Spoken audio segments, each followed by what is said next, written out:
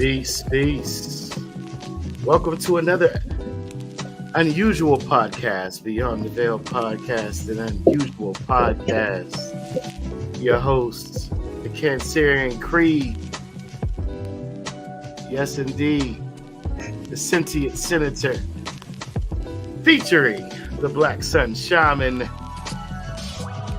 Para-Exorcist. Yes. Getting rid of those parasites. Yes. Welcome to our 15th episode. I'm Jay Drizzy. My man T. What's going on, bro? What's going on to you and everybody who will tune in today? Yes, sir. Yes, sir. We got a hot one for you today. Whew. Don't shoot the messenger. Yeah, don't shoot the messenger. Just do your research. Thanks for tuning in, present and future. Also past. Thanks for the new subscribers. And we hope to continue to build the audience. You know, like, share, subscribe. Like, share, subscribe. You know. Yeah, man. Hot topic today is one that's been covered quite a bit in recent years. Something that's always had my attention and interest, you know, in further discovery and discussion. We are talking about, are they our brother's keeper? The boule, the so-called black bourgeoisie, so-called black gatekeepers, leaders, so-called handlers, Council of Chiefs. Going to touch on, you know, some connections here with the different houses that are skin folk, not necessarily kinfolk, come out of or are part of in what they call secrecy. Not so secret in some ways as far as the awareness of their presence, but in understanding of their purpose, the order, the inner workings. The inner workings, right? The you know, the passing of information in not so public, you know, open clandestine form. And yeah, man, let's get into it. Yes, indeed. Yes, indeed. Yes, sir. Interestingly enough, like before we even get into it, like I know there are some people that are a part of these organizations that may tune in today, you know what I mean? And let it be said that everybody doesn't know. Like we were talking earlier, there's information that only people who are in the upper registers of this or the upper positions of these organizations that are privy to certain information. So a lot of people are just useful members, and they just help to fulfill agendas that they know not. I mean, even some of their initiatory processes, you know, state that they have to be blindly obedient in one way or another. So we do understand that, and we're not speaking personally about anyone. Indeed. And we're also not professing to know the inner workings in totality of how these things are run or the orders that certain people may be under or agendas that they may be fulfilling, because there are circles within circles, and usually the further inward the circle, the more knowledge and control is held, you know, authority, so on and so forth. It seems like the more of your own, as I've been examining these over the years, it seems like the more of your own control that you're willing to give up, the higher of a position that they're willing to trust you with. Like if you're willing to say, I don't care who's telling me what to do, I'll do it. I don't care what's being told to do, I'll do it for, you know what I mean, for my group. Once you get to that level of protection or that level of blind obedience, they seem to immediately, you know, lift you up in position. Absolutely, absolutely. The more committed to the order as opposed to the individual will, Exactly. the higher the rank, you're dealing with being held, and the more trust with certain information, secrets, uh, etc. You're given, um, or allowed to be privy to. So, um, yeah, man, let's kick this off. So we started off talking to you with, using the title with the boule, also known as, in some circles, as the bourgeoisie. Sigma Phi Pi. Yeah, Sigma Um, Sigma Pi Phi. Yeah, Sigma Pi Sigma Pi. Phi. Yeah, yeah. Founded in 1904 AD, right? The common era. For those of you who don't subscribe to the AD versus BC. If you want to see their symbology or their logo or that, you can look on what's that basketball player's chest. Oh, LeBron James. Yes. Yeah, you can look on LeBron's chest and you can see what the emblem for that organization is. Most certainly. Most certainly. I think I might have an image here in a moment. I can go ahead and share. Uh, but yeah, man. So when you first came to me with this topic was what, months ago. Um, Something we've discussed in private conversation, of course, many times about that, y'all. But yeah, go ahead and share a little bit. What inspired you to want to tackle this conversation?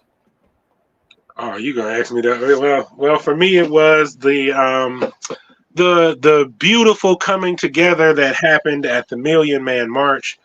I saw all of those people come together and was very excited about what they were doing. I got on the bus with my family and we went down there to the march, and there were many buses coming from Detroit and going down to the march, and I'm just so ready for things to go. At the end of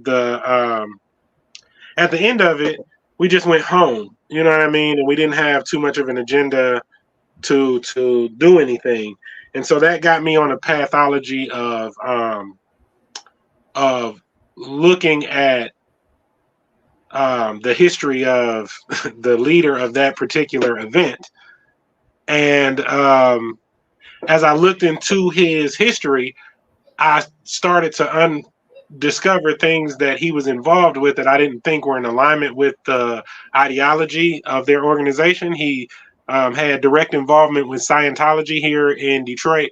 I saw some of his members going into the facility, and then when I went into the facility and asked about it, because they told me, yeah, that they have members of the NOI who goes to classes there on a consistent basis, and so that got me really looking in. And then I saw pictures of him getting a honorary degree from Masons and shaking hands with Prince Hall Masons and things like that. And so it then got me on the path. That's what started it, and then that got me on the path of unfoldment that led me to the discovery that many of the comedians, um, um, black activists, um, black power organizations, um, all had in, well, not all, but the majority of them had leaders who were involved in this organization. And then some of them didn't start out like that. Some of them were infiltrated by these individuals after they began. But yeah, that's what started my path, was the result of the Million Man March. Yep, Indeed. there it is on his chest. Yeah, right there. Yeah. For me, for me, it started. I would say about 12 or 13 years old. Started to receive letters from these various organizations, some of which I had seen logos in, various towns when, I would travel with family, or church organizations, or youth organizations to play in sporting events, or like Kiwanis League. We had a Shriners parade every single year. I noticed at St. Jude there was the St. Jude's Hospital for Children, for cancer research and all the various, terminal illnesses. Make-A-Wish Foundation. I would notice the Shriner name being mentioned or displayed, within a lot of these fundraising, charitable, events. So it made me interested in learning who these people are, what they're really about. Are they just civic people who want to, take care of the community, upbuild and uplift the community? And there is a lot of that present. Once again, we're not here to disparage any particular or specific members, not even the names mentioned per se. Once again, we can only go off of what we have researched and what we have experienced as it pertains to any particular individuals or even grouping of names associated. But we noticed some connections, and like I said, like, share, subscribe if you want to join in, make comments. If you have anything to contribute from a realm of or area of knowledge or gnosis that you want to make us aware of, or the audience to share in the conversation, you can feel free to do so respectfully. We don't want to tolerate any nonsense. And I just want to shout out right now, Schwebel Room channel, YouTube channel, Schwebel Room, all the affiliates, Tank, Eddie P, Miss Kiki, Beatdown Brown, my main man, Handsome Mandela, my main man T, so on and so forth. Dark Strange, Big Diesel, shout out to the families in the and prayers. There was an explosion at the Chase Bank in Youngstown, Ohio. It made national news. There was at least one death and some injuries there. Very ornate old building, but there's an interesting connection as far as namesake and organization, as far as Chase Bank with the current subject matter. We may or may not get around to that one in this episode, but just those that know, not saying that there's any conspiracy behind the explosion. It was a natural gas line that wasn't so secure or strong any longer, and very old building. And a plane flew into a building on 9/11. Right. Well, a missile with wings, allegedly. So hey, But here's the photo you were speaking of with LeBron James, clearly displaying with pride, his membership. Mm-hmm. Interestingly enough, he did not attend college that I'm aware of. Not sure that. Anyway, there was a time where even Baba Dick Gregory, may he rest in power, spoke on his membership within said organization and explained that at some point in time, one point in time in history, they were not looking for the athlete. They were not looking for the black celebrity or the musician. They were only interested in those who had reached some level of academic excellence or success, and went into certain fields where they were considered to be elite or prominent in their field of practice or study, like medicine, law. So do you think he was saying that to say that because I also heard him speak about basketball players and other sports people, and he used to call them like filthy animals and have bad commentary in relation to them. Do you think that was his disgust with where the organization had gone over time? I think partially, in part. I think also what he was trying to say is that some of the people who were considered to be black elites, that had earned their stripes, were not put in those positions because of an association with the organization, and that they also were getting a bum rap because they had no affiliation with the organization. but people's perception was that they were. For example, like a Dr. William Cosby, also known as Bill Cosby. He became a comedian, but he was a very accomplished musician and at one time a pretty good athlete.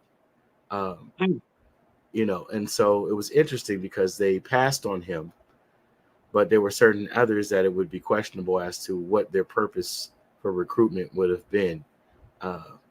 And also, I don't know that there was any rivalry with him, Baba Gregory and Dr. Cosby, but they definitely didn't see eye to eye. They did share a common friendship with one. And a common organization, potentially. Potentially. But there was definitely an association with Hugh Hefner that they both shared. Hugh Hefner, shout out to Hugh Hefner. For those that know, but he put on a lot of our people and others that were not given conventional means to inroads for success. May or may not have agreed with his exploitation, of course, of young women based upon their appearance or their physical attributes. But he definitely did do some good as it pertains to, his relationship with certain people. And I don't know that he had any affiliation with any secret organization, but he definitely was a self-made man as far as most accounts go. So, there's LeBron with the Sigma Pi Phi, Boule. Some people call it the Sphinx. I think another name for it in Egyptian is Har and Akhet. Definitely an ancient or older symbol, representing, those who are keepers of the path to enlightenment or gateway. Keepers of the path. Mm-hmm. Mm-hmm. A person who has to be shouted out in this subject matter, rise in power, rest in peace. Steve Coakley. Indeed. We cannot do an episode like this without the mention of Brother Steve Coakley. Yes, indeed. Yes, indeed. He mentioned, you said keepers of the path, and it brought me back to something that he stated about the purpose of the Boule. He said that the purpose of the Boule, and he put the membership at about 3,000 heavily melanated men or black men, if that's what you want to, if that's what you associate with. So it was 3,000 black men, and their purpose was to protect the personage and identity of a member of the ruling class, or what we commonly call what is commonly called over here is the 1%. Yes. That's the 12 primary families, or however you know what I mean, explain that. But the Steve Coakley said that the main objective of the Boule was to protect the identity and personage of a member of those families. And interesting to know, even further, what was Elijah's teacher's name? W.D. Farad Muhammad. Yeah, and he was according to them, he was a half black and European, or half Native American and European. I mean, half black and white, half black and white. You know what I mean? That's what he was, mixed race, right? Yeah, I believe his father was of African origin. Oh, okay. Possibly Cushitic, and his mother was of Syrian or Turkish, if not both. The original white people. Oh, the Caucasian. Oh, okay. Well, that was Elijah's teacher, and then he disappeared, and his identity was kept away after he went through the prison or whatever. He vanished into thin air, and nobody saw or heard from him again. And then later on, they got circulating around online. Don't know how valid it is or not. They have circulating online that he continued his life within amongst the organization, went on to have children from amongst the organization and to be protected by the organization. Not to say that that's true or false, that's speculative theory, but that speculative theory is in alignment with what Steve Coakley said the purpose of Sigma Phi Pi is, and that is to protect the identity and personage of a member of the royal family for a position of power. So, that's interesting. Very much so. Very much interesting. I was trying to pull a photo up here. Oh, is that Sammy in the background over there? in the Mott's what does they call that? What do they call that? The Mott's a member of no. It's that outfit that he got on is the specific a specific group of Masons. They Mott's the Knights of Malta. My Knights of Malta, that's them. Yep, Malta. Yep, the Knights of Malta. Absolutely. Oh, there you go. There's WD Fard Muhammad. That's just a photo, a rendering, a photograph. Sorry about that. So, but you see here we have the. Where did it go? Oh, it's behind you. It's in your background. I'm looking at it in your background. Oh yeah. I brought up the background there for the. Yeah. But this, okay. These are some core members, and of course, there's some connections to some very prominent people's downfall in connection to some of these individuals. Mm-hmm. It would be interesting if someone wanted to embark on that journey of discovery, and there's plenty of material available and content on YouTube. There's a brother that has a channel called UBTV. Shout out to UBTV. We don't know each other. I would love to have conversation and introduction to the brother, but he puts out excellent content. He gives a lot of detail-oriented history on the organization and its members. They went public. I want to say, what was it, 1990 or 1991? As far as like publicity for the organization. In fact, here's an example of said publicity. This is something I came across within the past couple of days. Stories of the Ages, Black History, Freemasons. Okay, right here. This is Prince Hall. Sorry, give me 1 second. That's right. That's funny. You said this is Prince Hall, and I just thought, so you have Boule as one fraction, and then you have the Prince Hall as another fraction, and both of these are useful members for these orders. Indeed. Oops, sorry about that. Abrupt interruption. And then, well, get into that here.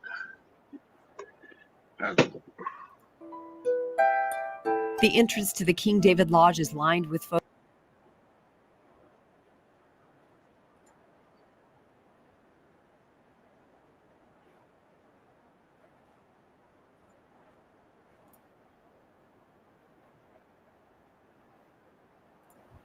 And Gregory Vincent, who leads Beta Sigma Boule International, was also in attendance tonight. See how short that was. So they just do a little bit of PR, and then they, I better warn you, I got a black belt in karate. Oh, snap. There's a lovely Pam Grier. Slapping somebody in the face with a chair. That's what we should have did. Oh, no. Yeah. We don't advocate for the committing of violent activities, but interestingly enough, you had some points that you had pulled up, some bulletin points on membership within the organization. I thought would be enlightening for the audience as well. Yeah. So the reason that I pull this up is because, you know, a lot of times it's called a secret organization, and people will say there's nothing secret about it. All of the information is available, and other things along those lines. But it is a secret society. The further you get in, the more of the hidden instructions and the hidden identities are revealed to you as you climb the ranks. So this is a part of an initiation. This is a degree from an initiation. And I just wanted to read this to you so that you can understand the level of secrecy that they operate in as a prerequisite. This is for a neophyte. So in order to be a neophyte, you have to already have been a Mason, and then you're going into another circle. So before you go into another circle, these things have to be addressed and agreed to before you can proceed any further. So Indeed. So the one is, number one, obedience to the head of the order, known or unknown. This could be readily given because nothing personal was asked or demanded of any man. So that means that you have to follow instructions whether you know who is giving them to you. The unseen hand. Right. That's what. Yeah. The unseen hand. Which is the gesture you see in a lot of photographs with certain prominent men or women in certain instances, where their hand is within inside the lapel of one side of their jacket or another, letting you know actually what path they're following. And isn't there a secret pocket that they sew into those? Mm-hmm. I mean, not a secret pocket. I don't want to say secret pocket because everybody knows. I mean, secret, concealed. A concealed pocket, isn't it sewn with under the? So yeah. If you're wearing a suit, there's a pocket there too. Yeah, there is in some instances, and there is also something written. Okay. And it's tucked in there. Okay, so I want to read another point with that. With us saying that, I would like to read another point on this list that's showing the level of secrecy that they operate in. It says, no tangible instructions were ever placed into the hands of a neophyte until he had first taken a sacred vow to so arrange that these instructions would not fall into the hands of the profane, and provided for their safe return. Can we stay here for just a moment? Let's dally around. Let's hover, as they say, around that. Could you read that again, please?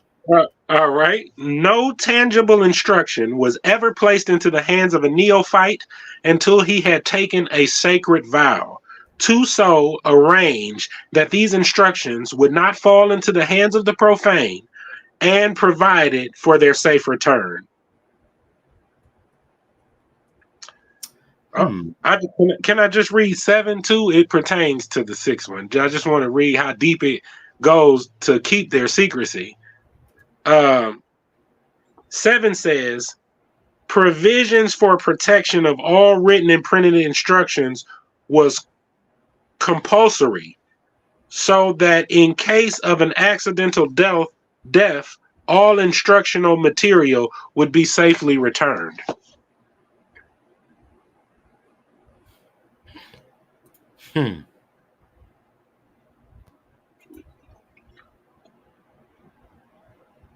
So I just want to go on ahead here and boldly share this here with you.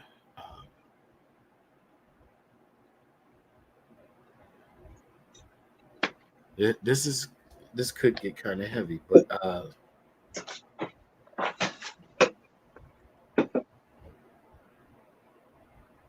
all right. Yeah, let's do it. Let's do it.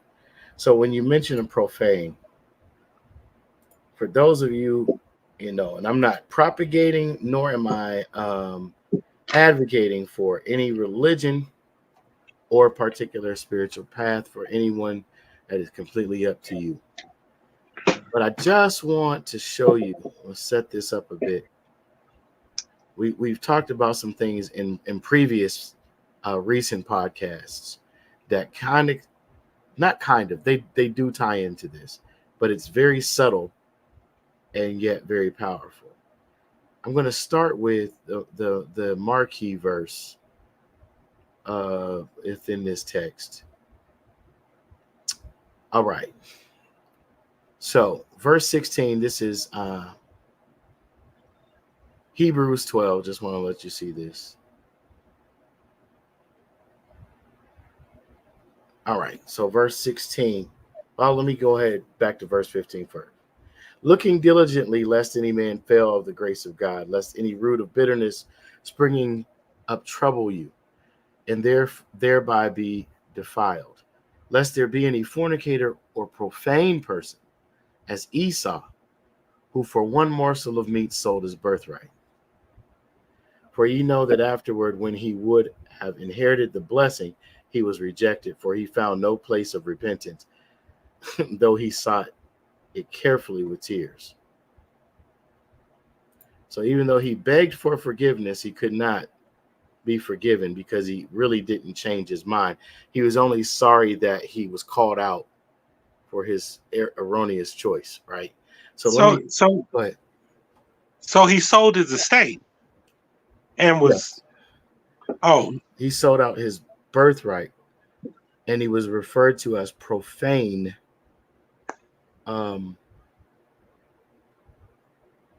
And so it alludes that fornication and even what we call profanity has to do with breaking an oath that was sworn before one was even manifest in the material plane of existence. And that would be tied to, I guess, an estate.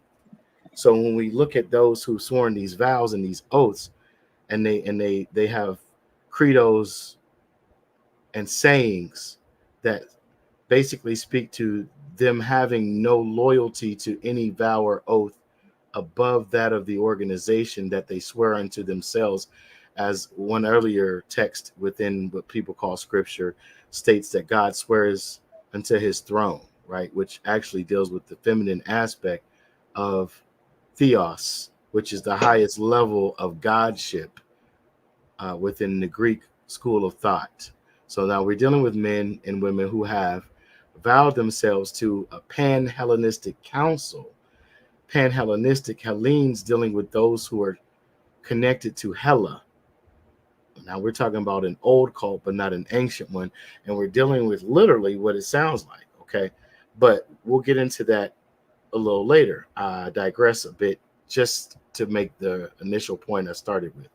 And that is, they swear an oath that is above any other oath. So that would be above marriage vows. That would be above if they belong to a military organization or branch. It would be to swear the supreme loyalty to this particular circle above any other commitment that they have in life. Steve Coakley also said that the first black millionaire in the U.S. was a spy. That would be what a gatekeeper is. That would be what an overseer is. They're listening, they're ear hustling everything that's being said. I mean, even within the church houses, anything that is a house, a temple, a lodge, we're dealing with the reinvention of the longhouse, for example. For those of us who know our ancestry, the Haudenosaunee Longhouse Confederacy or confederations, the other longhouses, whether they be Muskogean, whether they be Iroquois, whether they be, forgive me,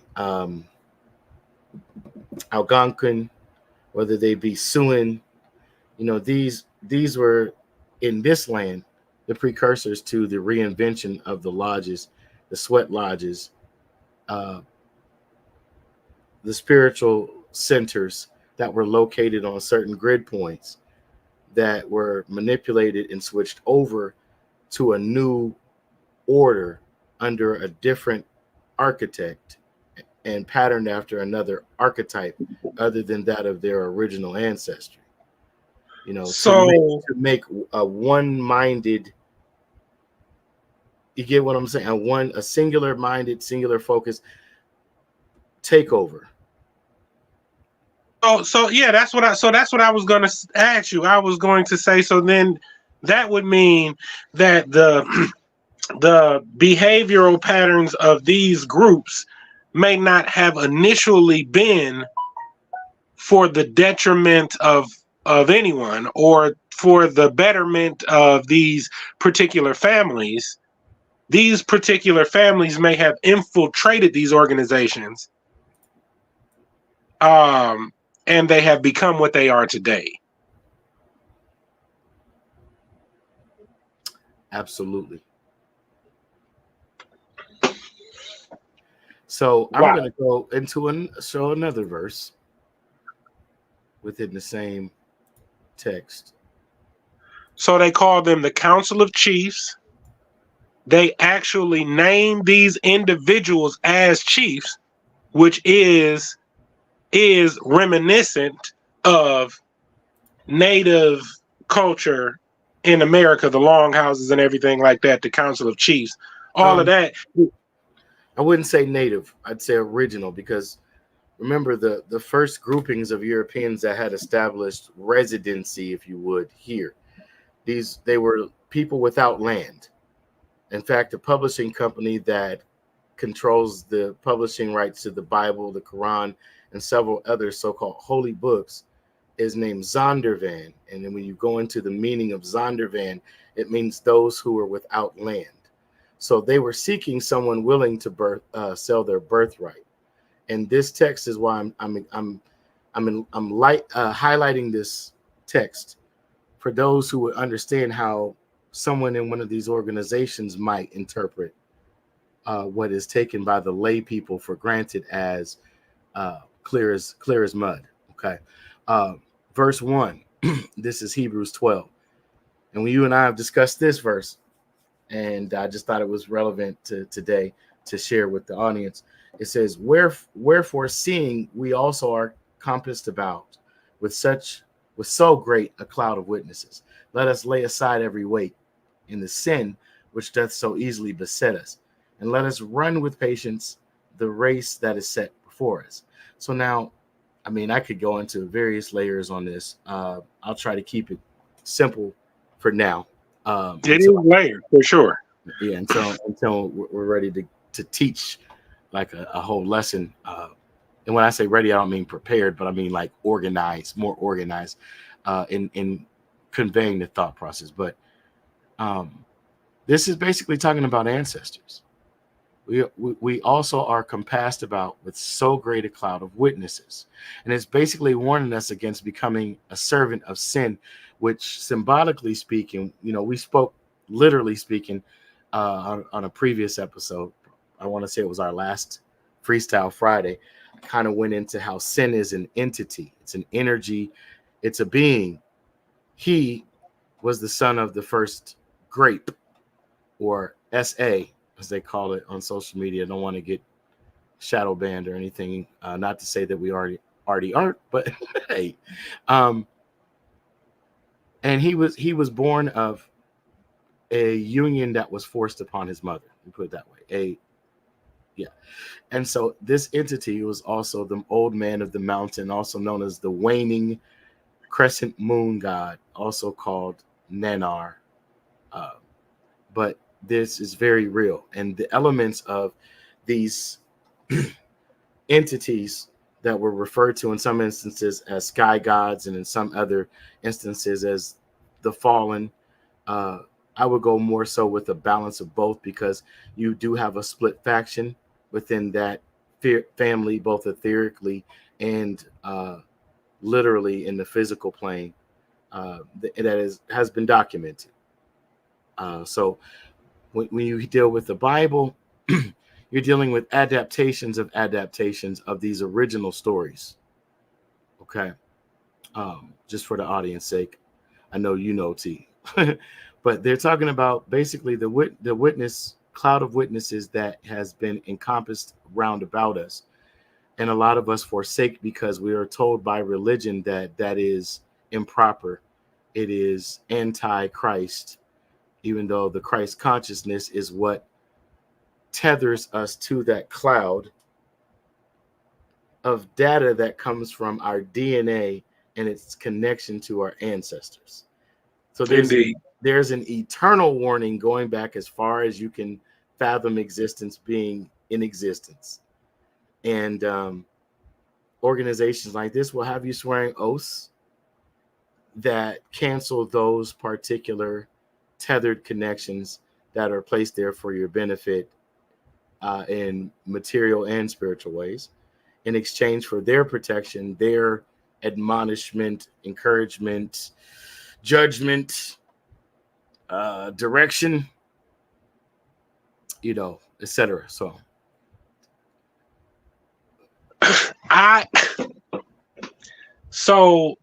with this viewing of them having no land, a lot of people give their land. It's a prerequisite that you have a religion in order to enter some of these upper circles. Okay, it's a requirement. No atheist is acceptable. Matter of fact, should I read that one? Yes, absolutely.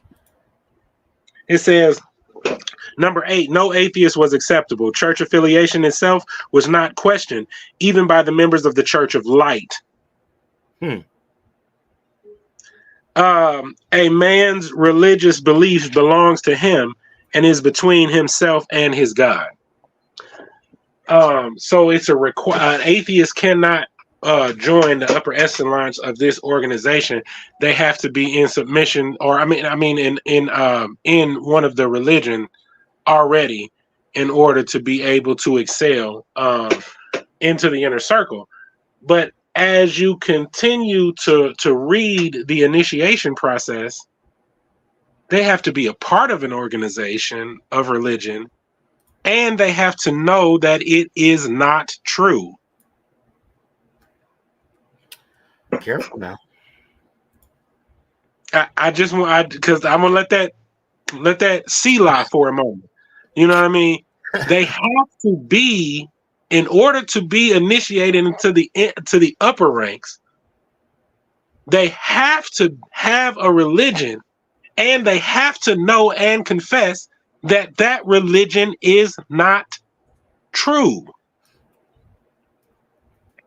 So now all of the money that comes into these organizations, all of the people who pass away and leave their land and estate to these organizations were encouraged by a faith that looked like theirs to a expected end, to give land to those who have none, to help anyway. But yeah, something to pay attention to and to focus on, because they say that we've heard names of prominent leadership as being part of these organizations. I think one of the speculative members was TD Jakes. And do we have any evidence on that? On TD Jakes? Not to put you on the spot. I just wonder if you come across it. I can't. I'm gonna have to go look at it. I think I do. I think I went through and did find the information, but we'll include it in another episode, or I'll include it in the comments down below. But I think I do have him at a lodge. I do have him at a lodge. And then, interestingly enough, we talk and as we're talking about this. And when these people are standing in front of these organizations, they're taking minutes. They're having meetings where they take minutes so that they can keep record of everything that's occurring within these organizations, and that is of great importance. You know what I mean? So if there is a leader who is in one of these organizations who doesn't believe that is true, then what are they doing with the minutes? But anyway, I don't know. It's just a thought. You know what I mean? Right. Exactly. I got you. While you were talking about while you were reading what they have listed as a Church of Light, I came across something interesting in Japan. And I will just share some of the images here briefly.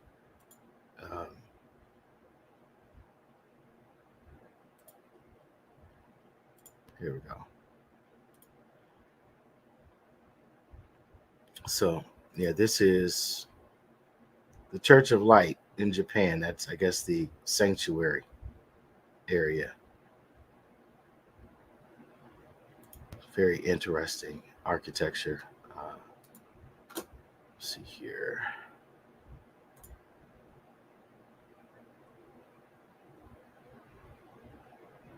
Yeah, so nothing too unusual, but a big old cross in the center of a wall.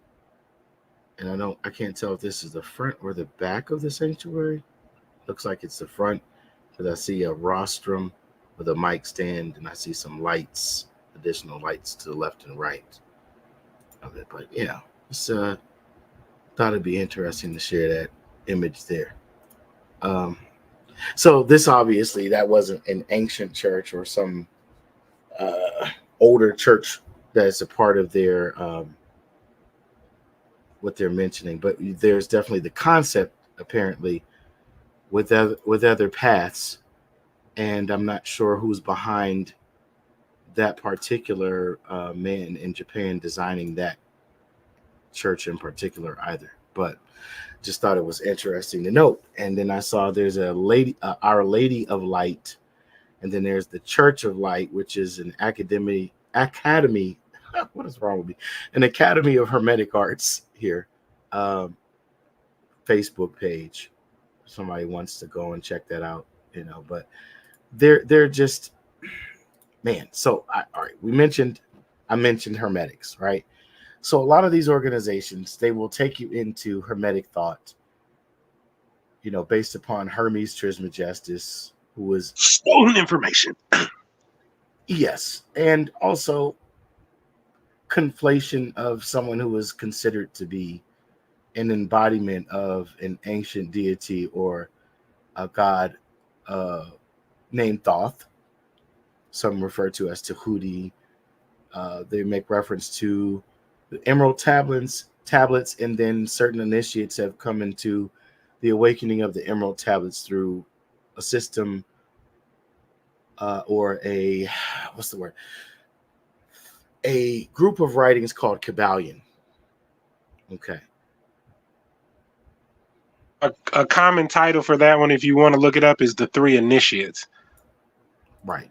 And the Three Initiates, interestingly enough, there is an organization that's Europe and Russia based that is called the Council of Three. Yep. But You want to expound on that one? no, but I would like to read this. I would like to read this because if I expounded on that one, it would take a minute. But remember, I just said that you had to be a part of religion, but acknowledge it wasn't true. Well, while we were sitting here, I was able to find the portion of the neophytes initiation that spoke directly to that. So I'm just read that for them real quick so that they can hear it. It says, questioner, very good. Did you even try to attain virtue by means of religion? Question mark.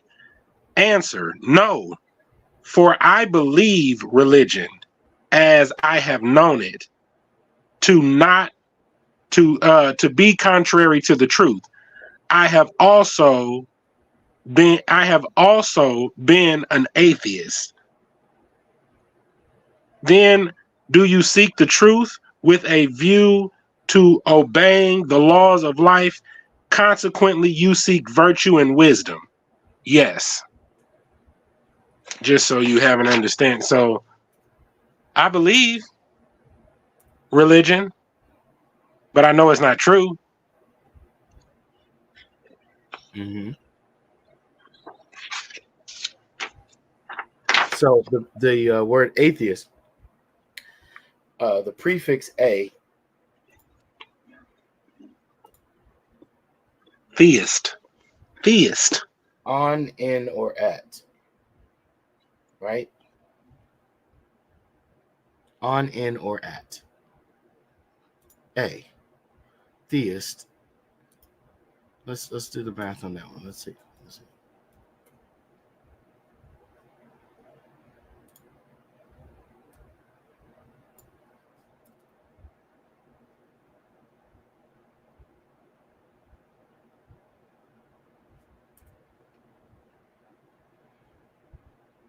A person who believes in the existence of a god or gods, notice those are lowercase, specifically of a creator who intervenes in the universe.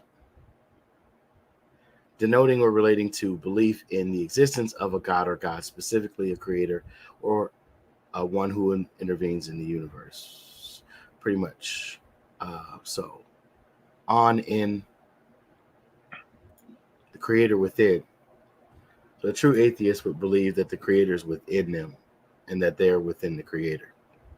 For example, like a man that referred to as Yeshua, Jesus, Yahashua, Yahushua, Jesus. Whoa! 12 houses. Yeah. 12 1% families. Yeah, really. Remember, he said there was rooms. There were rooms in his father's house. There were rooms in his father's house. In my father's house, there are many rooms or mansions. Or maybe he was saying within his father's house, there were many other houses.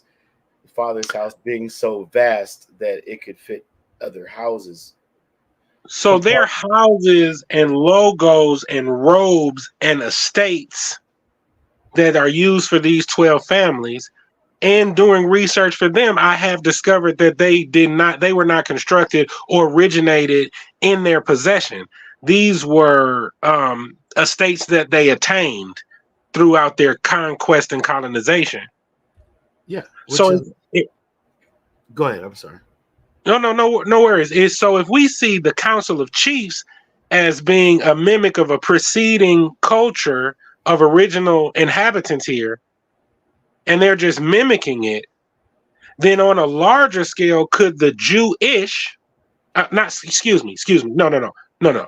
Let's not say that.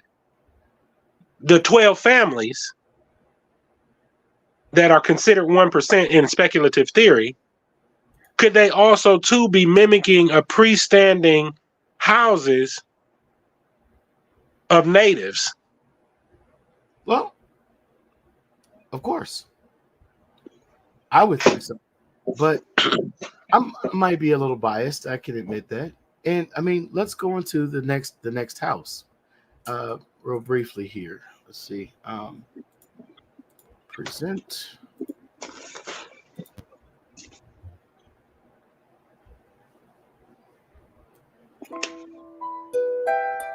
The entrance to the King David Lodge is lined with photos and trophies. Among all the statues and memories rests Psalm 133. Behold how good and pleasant it is for brethren to dwell together in unity. All masonry is, whether it's Freemasonry or ancient accepted Freemasonry, is to serve the community, serve the public, and those men of good character just willing to help their fellow neighbors. We do not own the rights to this video. This is on YouTube, and this is under Stories of the Ages, Black History, Freemasons, 2013. This was 2/22/2013. Interesting year, 222. I'm going to leave that alone for now. There is a very large significance, as I'm sure you've picked up on that.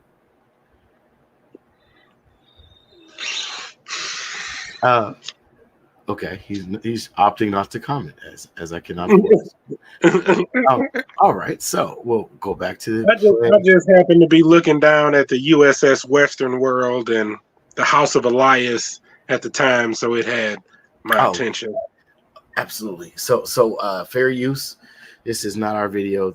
We don't own the rights. This is only for reaction and commentary purposes only, and you know. And that's something that I do want to clear. Oh, that's something that I do want to clarify. I know people will come on here and say, "Why do you speak negatively about your own people?" Mm-hmm. And I want to address that real quickly. I don't only address them. We don't only address them. They are a subservient group. They're a subgroup.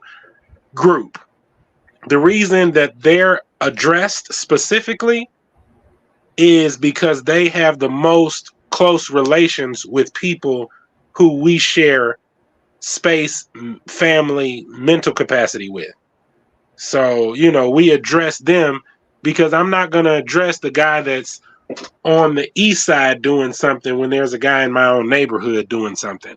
I got to address the guy in my neighborhood first so that my children and my family and my community is a safer space. This is like neighborhood watch right here.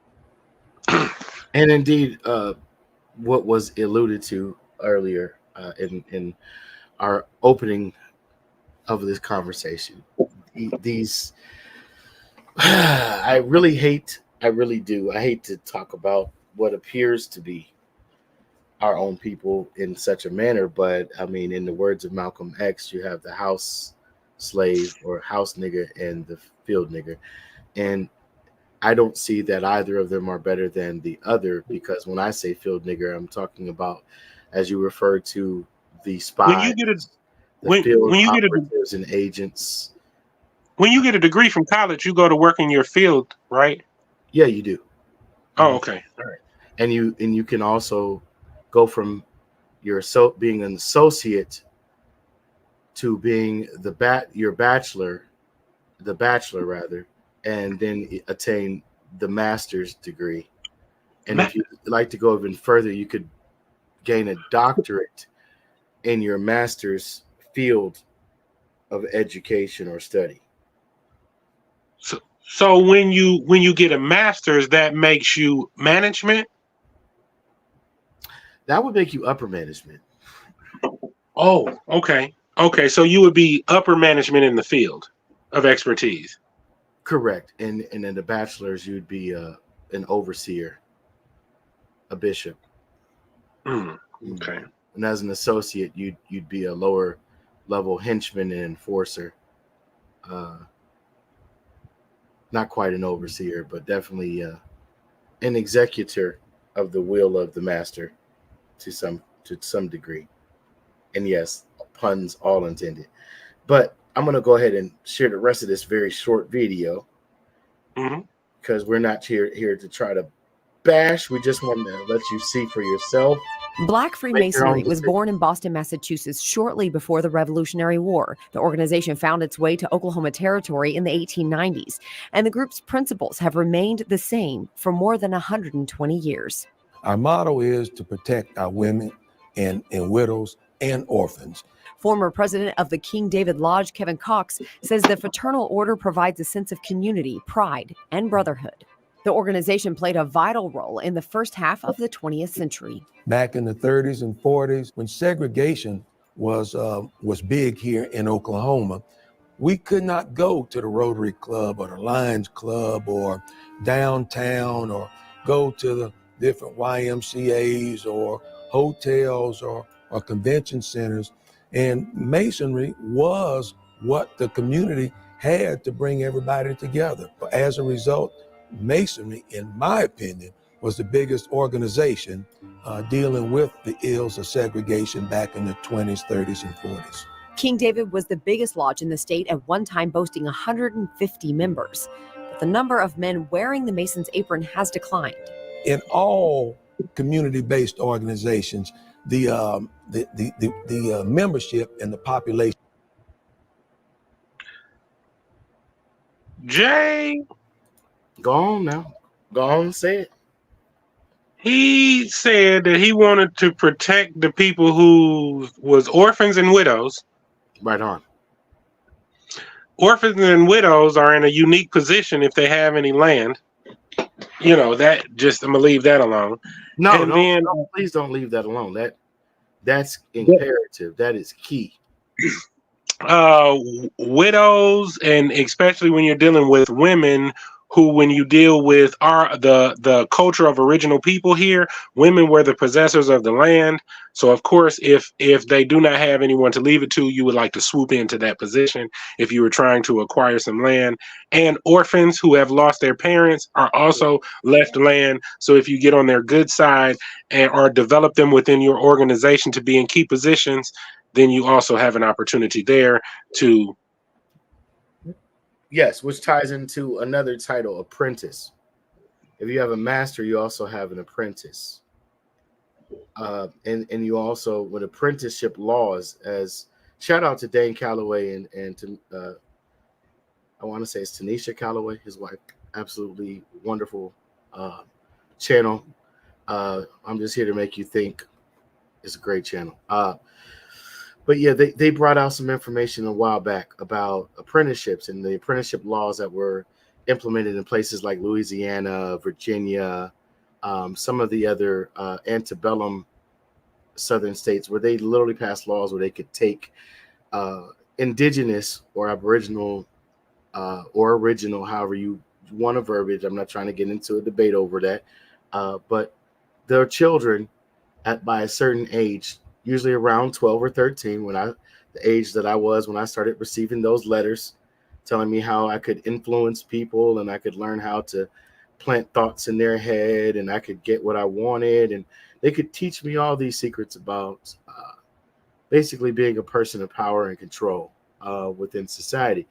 And anyway, they would take these children using these laws that stated that their parents were unfit or unable to take care of them to a civilized standard of their calculation of what the law should be.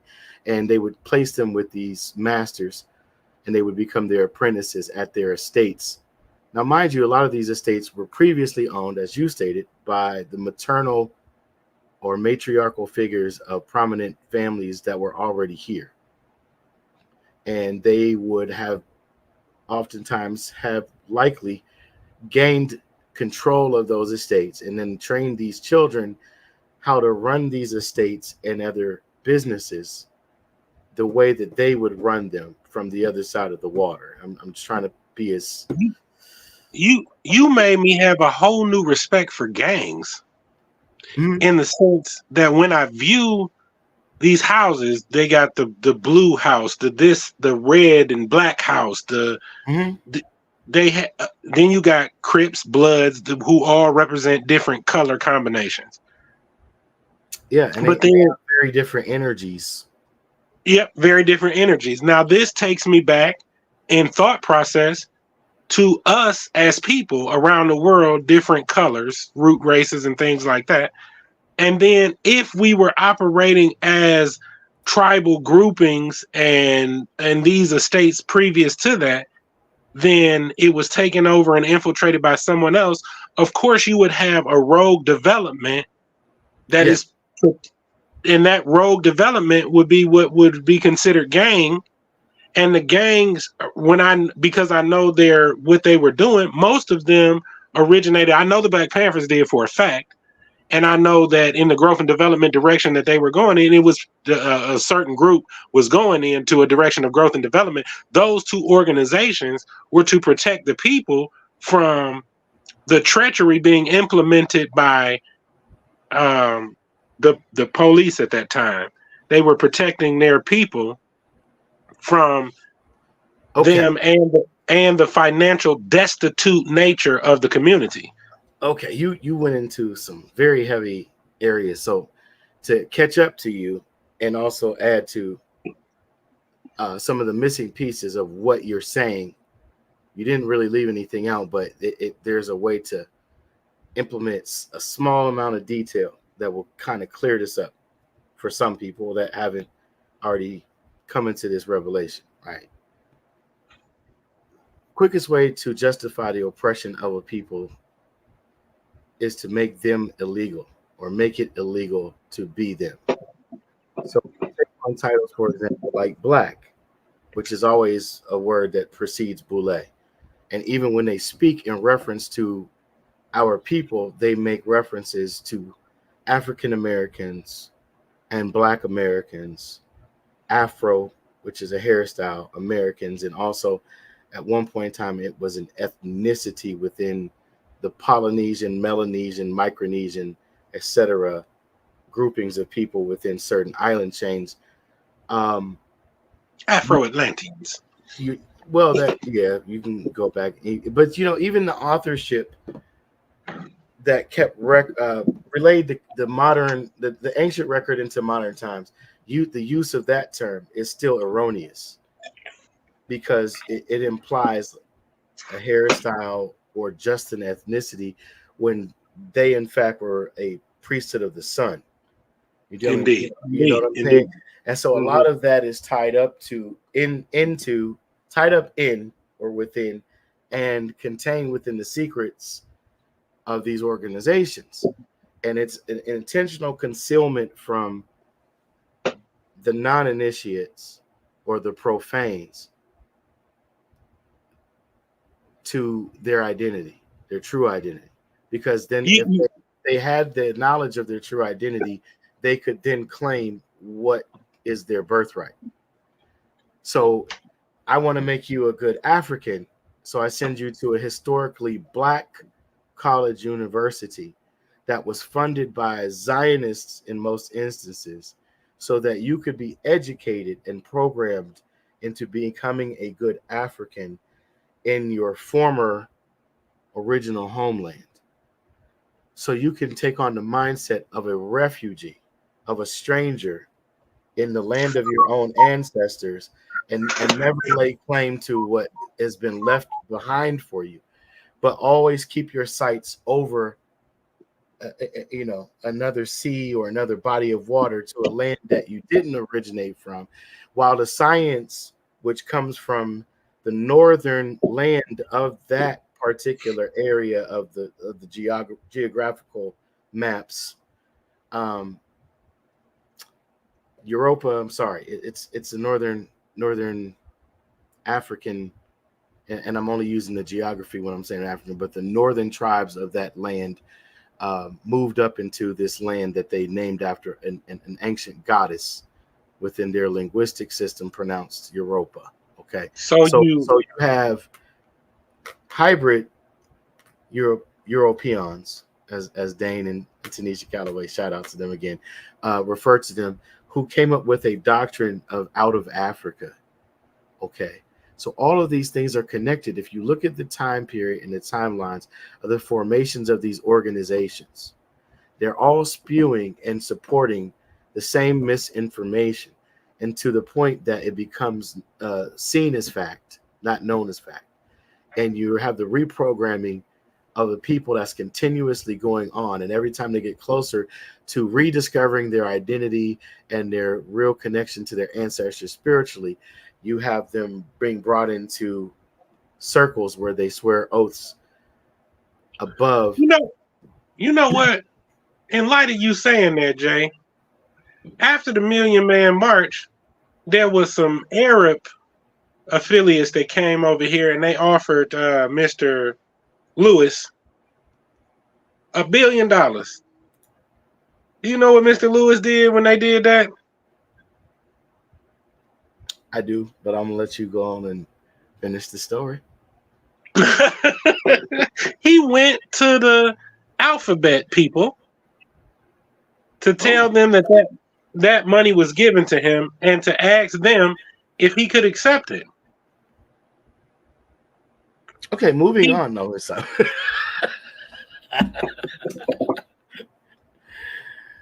I mean, that's what he said. That's what out of his own mouth. That's what out of his own mouth. Yes, that's out of his own. Yes, factually speaking.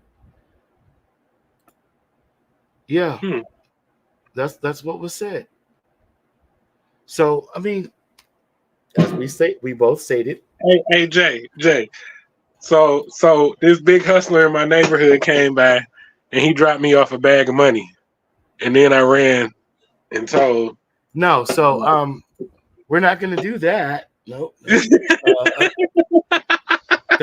Thank you, brother. Your secret's safe with me. I'm going to find some legitimate ways to structure that carefully. Especially if you had the good of your people in mind. If he saw in you a good that he could not find in himself. Anyway. All right. See, now you went a little too far ahead. I was going to bring up the conversations with the brotherhood that was trying to allegedly reach out to the both of us and several other of our affiliates, and couldn't give a good reason other than they see a wealthy man in us that they wanted. But let's finish this video because it's very short, and I just want another perspective. Is dropping, but we are losing members through attrition. And our young people don't understand that because of organizations like our organizations, these youngsters can now live anywhere in Oklahoma City they want to live, go to any college they want to go to, and succeed. But they don't understand the struggle that we had to go through to provide this. And as a result, young people don't see the importance of coming in and serving the community where they were born and raised. Shrinking membership can also lead to a smaller pool of funds, but the Northeast Metro Lodge still raises thousands of dollars through community cookouts and other opportunities. The funds raised help feed families in the neighborhoods surrounding Northeast 25th Street, providing uniforms for Little League groups and assistance for the elderly. The symbols of ancient order are prominently displayed on the exterior of the lodge and the meeting hall. The former lodge president hopes the compass and the square continue to guide the organization in the future. I hope for the future for all Prince Hall Masonry that we continue to grow and be a viable organization in our community here in the state of Oklahoma and the nation.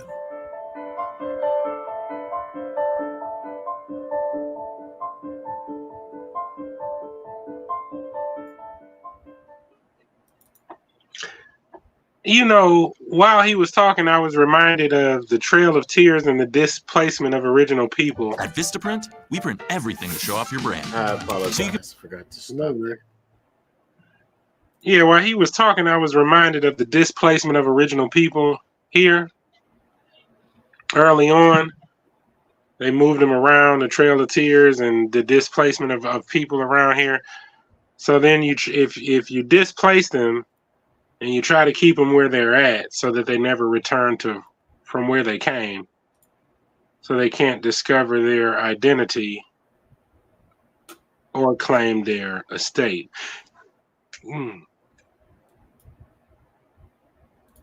I'll give you a good job in New York if you stay out of North Carolina. Just joking. No, you're actually speaking real talk.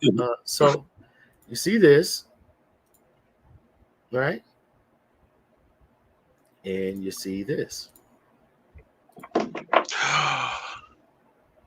I saw that. I mean, you can believe what you want to believe. And I want to go into this. I didn't mean to cut you off. I apologize. You good. When you deal with hex is a curse. When you deal with gram, you deal with letters or words.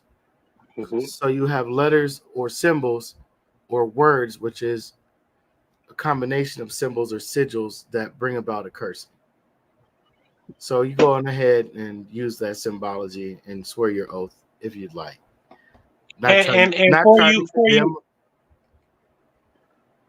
For you Bible thumpers out there, find me somewhere in that biblical text where that star is referred to as David's star. You can find where it's referred to as Satan's star twice, but you'll never find where it's referred to as David's star. Or the star of Molech, who was worshipped in the ancient world, and it says that they caused their children to pass over unto Molech through the fire. And I'll let you do the rest of the research on that. They were sacrificing their children. So what is so great when you raise up invested in schools in Africa? When you open up posterity, when you create posterity, future posterity, and you create offspring, what is worth sacrificing that offspring? I mean, that is basically the future you. What is worth sacrificing your future for to have right now? So tying into that, conversations I've had with people that I know that are within these organizations. And I'm glad we were able to have logical, reasonable conversation. But one thing that I would ask them is, why would I exchange 365 degrees of the knowledge of self for 33 1/3? What would cause me to give up my camel in order to ride a goat or a donkey? And the answer is always given benefits and privileges. So when you understand law, you understand, especially in this country, that if you accept benefits and privileges from a governing body, you do so in exchange for your natural, God-given birthrights. Come on, man. Come on, man. I watched them in the South telling people, they members, they'll have huge acreages of land, Jay. Huge acreages of land. Sometimes the land encompass the whole downtown area or they'll convince them, man, you don't want to stay here in this nobody town. Don't you want to come over here to this building that we got over here where it's lawyers at and other peoples of prestige to be a part of this? Man, leave this little 400 acres that don't mean diddly squat alone and come up here and live in accordance with your privilege, in accordance with your where you should be, brother. I mean, this is just some of the alum through the Blue House, also called the Prince Hall, Nelson Mandela. And I believe that he came into that through or by way of the Royal Arch, as most of the African leaders have gone through the Royal Arch, which they're the inventors of things like the 12 tribe charts. Look it up. I'm not going to give you the game. The game is to be sold, not to be told. So you want to tune in to future sessions where I go into teaching that lesson, you're more than welcome to do so. But I'm not going to give it all up. I'm just going to share with you. You have Nelson Mandela. They named a whole process of mind fuckery, aka reprogramming, the Mandela effect.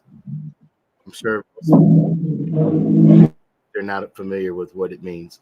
Ozzie Davis. Who's that guy down there in the left-hand corner? Marcus Mosiah Garvey. Booker T. Washington. Going back to the top. Next, is that Marcus Garvey, the ones whose ship got sabotaged when he was trying to go back home? Yeah, the one that got picked up for mail fraud after all and of then that. The one who died in England. He went back to England and he ended up dying over there in Europe somewhere, right? Yeah, I believe so. Yeah, absolutely. Oh, okay. Okay. So he just to review, he did great things for the community. He served his community well. And then he got the donations together for the ships, but the ships didn't work. And he was never able to complete the project. That sucks. That really does suck. It was almost like a double cross of some sort. A double cross. Medgar Evers to the right. Thurgood Marshall. Sorry, I didn't mean to skip over him. But we can see Sugar Ray Robinson, Jack Johnson, who they made the Mann Act. It's interesting. Trafficking, human trafficking laws, the first earliest versions of RICO, created to put a man away for 1 year in prison to take away the heavyweight championship while promoting the idea of white supremacy. This man single-handedly proved that to be not only a fallacy and a farce, but a complete joke. And then you have W.E.B. Du Bois down there. So I believe that's everyone. I named everyone. Yeah. No, I'm sorry. My man here. The comedian. No, in the right-hand corner. The right-hand corner. Okay. What is his name? Lewis. Last name is Lewis. But I've seen him before. I cannot think of his name. I apologize. So anyhow, very prominent, very well known. I thought who was the? I can't think of his name right now. Cocaine is a powerful drug. That's his joke. What is his name? Well, that was actually from Hollywood Stories. Charlie Murphy's True Hollywood Stories from Dave Chappelle. Oh, okay. So that wasn't him down there at the. No. That's not him. That's Oh, okay. You talking about which way? Down here? Yeah, in the picture you got right there in the middle, what's his name? The comedian. Richard Pryor? Richard Pryor. That's it. Richard Pryor. Oh, okay. Yeah, he kind of. I think he did have a cocaine as a hell of a drug type of story. He talked Yeah. about his freebasing and setting himself on fire and hearing. Yeah. Absolutely. Oh, and he talked about those crazy parties that he was privy to, where a lot of crazy stuff was going on. Yeah, a lot of rituals and a lot of just lasciviousness. Hey, Oh, we got a comment here. Okay. Thank you. Yes, thank you, Zach Lee. Like, share, and subscribe. Like, share, and subscribe. We appreciate the new subscribers. Get the word out. We're becoming more and more consistent with the podcast, and we'd like to continue to grow. Of course, if you want to support us with donations, you can do so through Cash App. You want to give them your Cash App, T? No, you just come over there to www.blacksunshaman.com. And if you see anything over there that you like, or you see anything over there that you want to grab as far as getting these parasites up out of your body, cleansing your blood, getting the parasites out of the brain, getting the parasites out of the lungs, so that you can have your own energy back, just come over and visit me at www.blacksunshaman.com. And you can either get what's there, or if there's something that you want, I do consultations as well, and you can set up your consultation on the website, and we can talk about and get clear what you would like to see for your body. Absolutely, positively. www.blacksunshaman.com. But man, thank you guys for the support. Thank you for watching. This is an interesting topic. This isn't the last show we're going to do on this. We have did this, y'all. The way the conversations that we have, this is what we just literally just scratch over the surface, very lightly. Very lightly. But hopefully, most of our audience, I would say 99.99% of the audience is super intelligent, and we appreciate your input, your loyalty, your viewership, and you understand the things that were inferred, implied. Like I said, once again, these are not to disparage, discourage, or destroy the reputation of any of the men or women mentioned. In fact, we didn't really mention any of the women, but especially not you, Kanye West. Especially not you, brother. Yeah, I mean, the houses, we kind of didn't really get too far into the houses at all, like really just surface. But there are houses, and some of them have like color-coded names like green and brown, and they're not just DuPonts and Rothschilds and what is it? Carnegies, Mellons, and Rothschilds and Downs, Rockefellers and Fords. There are Kennedys. There's more than those names, and a lot of them are patterned after the original houses, and they operate on the surface, while the original houses have gone underground, so to speak, or just out front. And then just so you can understand how deep this goes, the Skull and Bones that many of our presidents was a part of is a sub-organization of Tri. Yep. And I mean, even with the Constitution, a lot of the Moorish brothers and sisters have already educated you all that they were patterned after on the Treaty of Peace and Friendship, and that was written up for the Haudenosaunee Longhouse Confederation. It's reframed and then signed by what they call founding fathers. So you have to understand that there's a new architect that entered into the new world, as they wanted to rename it. It's really the old world, and that order was started in the 1770s and beyond. So I want to say that was great. I just gotta say, for you, that That's all. That was great. That was great. Not many people know what you just said. You know what I mean? Not many people have any idea that this organization claims ancient origin because they use symbologies of ancient people. Correct. They use robes and names of ancient people. They are not ancient in origin.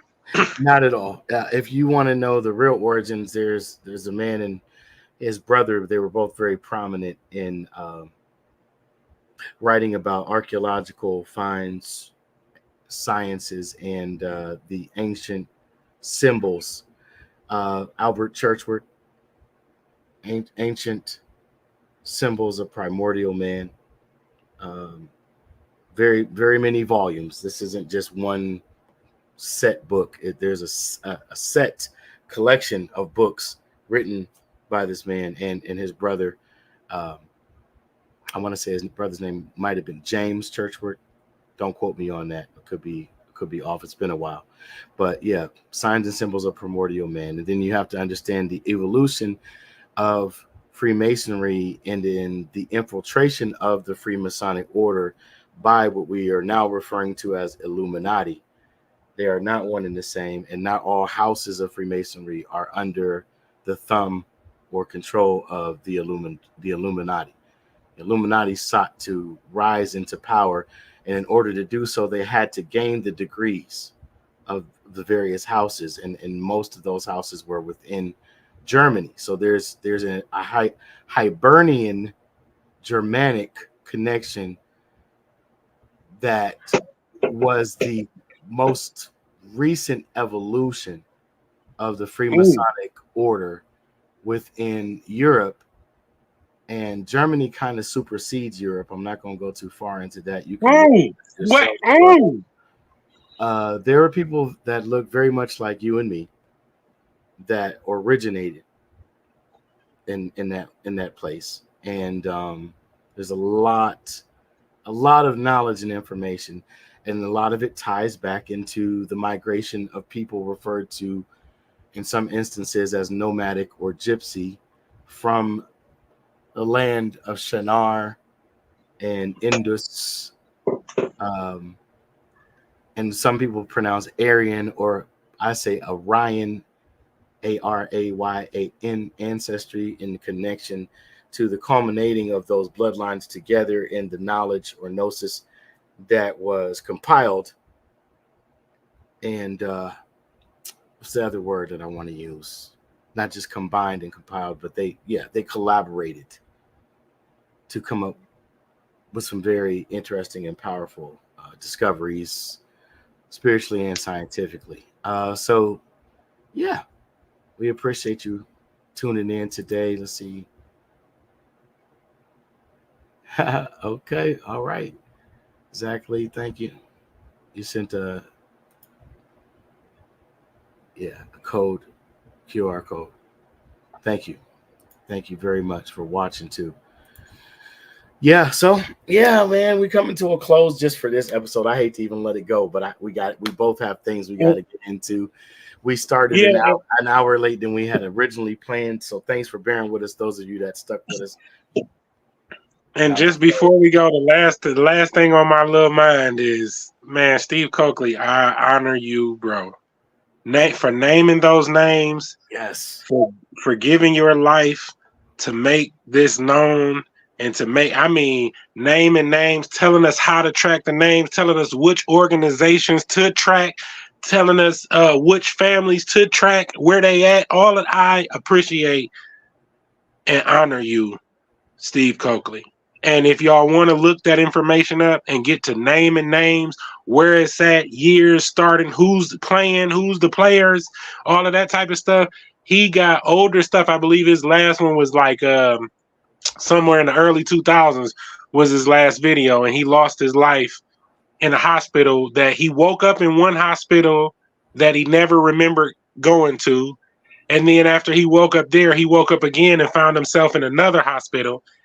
And before his family was even notified that he had went into a hospital, he was transferred to a third hospital, and he's not clear of what happened during all of those different hospitals, but it was told to him that he had a heart attack and he lost his life a couple of months later.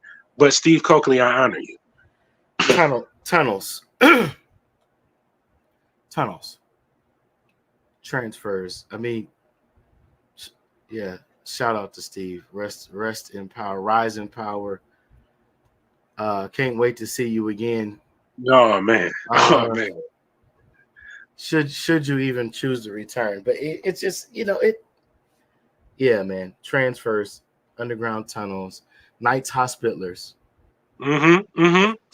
Just beware. Once again, not trying to tear down.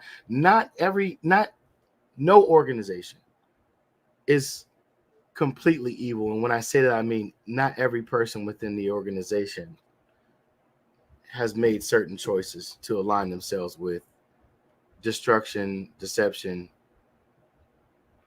et cetera, et cetera.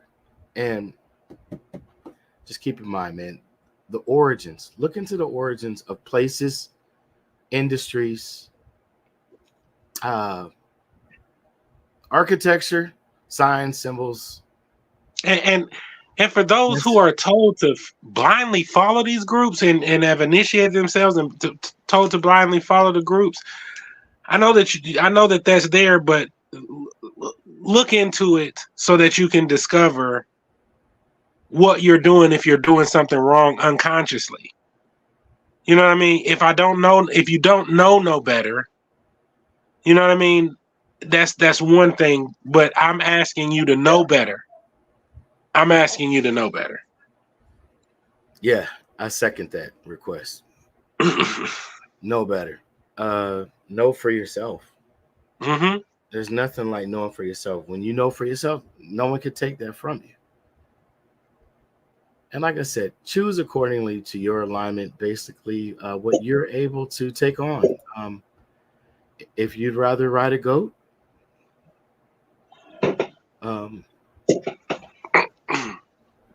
I mean, we see the results of goat riding when you look at, Sean Combs and Sean Carter and you look at the victimization of these people. Yep. And I mean, once you endure being the victim and you don't seek help or escape, you become the monster that's perpetrated the evil on you. That's the way it's designed. Any advanced parasite is going to want to not only take on the use, but the appearance and eventually identity. Is that why Prince wrote "Slave" on his cheek? Of its host.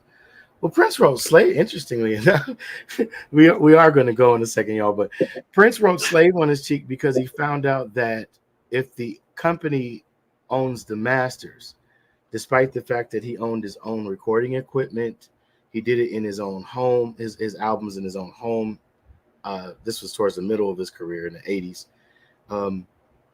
And that he had, produced, engineered, sang on, and played every instrument. If they claimed ownership through a contract of his masters, he said, well, what do I have? And they said, well, you have the slaves. And even in computer language, a slave drive is one of the secondary drives to the master drive, the master hard drive. So you have the ability to store virtual digital information that's not hardwired into the not hardwired, what's the word? That's not stored permanently, within the main drive. So that's what he found out. And then he reinvented himself and became a symbol formerly known as Prince, kind of like Michael Jackson reinvented himself for similar reasons. Yeah, he changed the name of his company to MJJ, Sony Epic Recordings, and he purchased half of the rights to the label And within that deal, that secured him 25% of all of the subsidiary labels and artists that recorded country and Western music. So Prince, Bill Cosby, Michael Jackson were all good until they wanted some ownership or some independence from something. Imagine if those three names that you just said in succession, in no particular order, but together, what they could have done as an entity.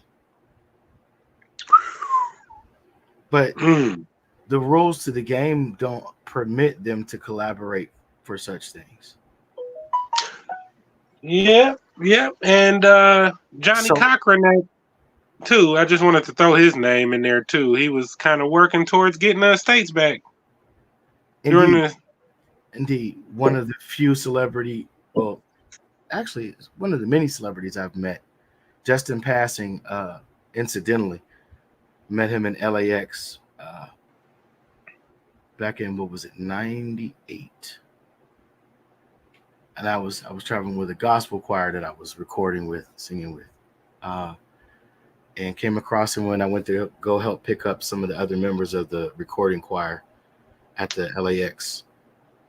But yeah, man, it's interesting how you can have by the perception of the non-initiated or the I don't want to say initiated in this instance, but non-celebrities perceive this power.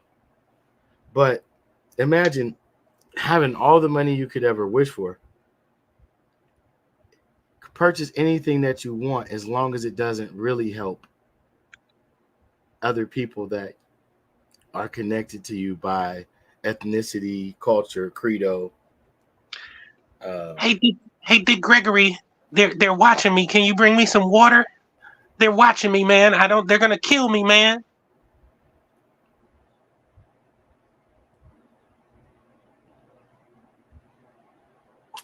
Notice he was the only person that Michael called besides Eddie, and I think Dick brought Eddie with him because he wanted Michael to also know that he had other friends that might not talk like him publicly and might not look like him anymore after certain changes and alterations he made to nullify certain other portions of those soul contracts that they force on you in the form of a bank loan called a recording deal.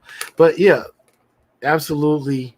Even those who aren't in are in, and it's not fair because it's like if you're not careful, your handler is a member. If you're not careful, you miss the fact that your brother or your auntie or your dad or your mom went to the matron meeting, and you don't have no clue, man. You just want to fucking do what you do. You want to do your art.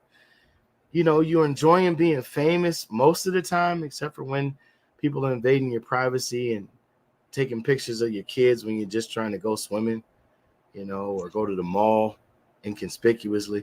But yeah, saying it's all choice. It's all choice. Sometimes, though, your choice will put you into a corner where you have no options. So just remember that,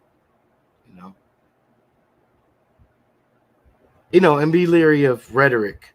When you keep hearing fiery rhetoric and no action, especially politically, understand that you're getting the battery put in your back so that you're the one with your head on the chopping block. And you can quote all day what that person said, even if they're a minister. But it wasn't even 24 hours before Michael Jackson's daddy had them moving trucks at his house. Mm-hmm. And Farrakhan did take donations from that audience. Mm-hmm. Now, understand this as well. The estate was left to Catherine. And Catherine was supposed to divvy the estate up for the children. That like it originally was supposed to be. Which may or may not be biologically his.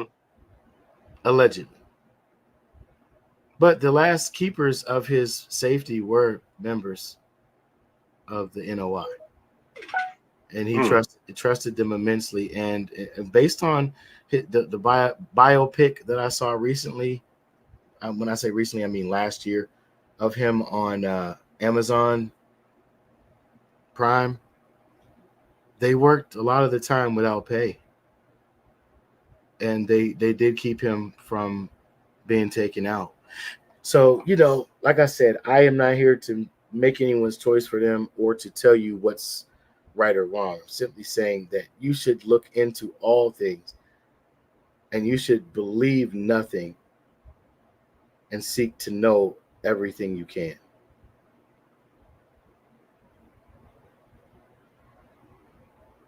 That's all I got for you. Anything else before we go, bro? No, that's it. You of course, the same thing I said. You're enough. You just don't. As some people just don't know it yet. You're enough. You have it already. Absolutely. Absolutely. Well, thanks. This has been another episode of Beyond the Veil, an unusual podcast. Thanks for joining us. Like, share, subscribe. Encourage others to subscribe. Join our locals on rumble.com. I want to say it's Deeper Dives on unl.com / locals. But yeah, you can join that community, man, and give us your feedback. Shout out to the Eastern Stars And the Prince Hall Freemasons. All right, y'all. Have a good night or Peace. day. Peace.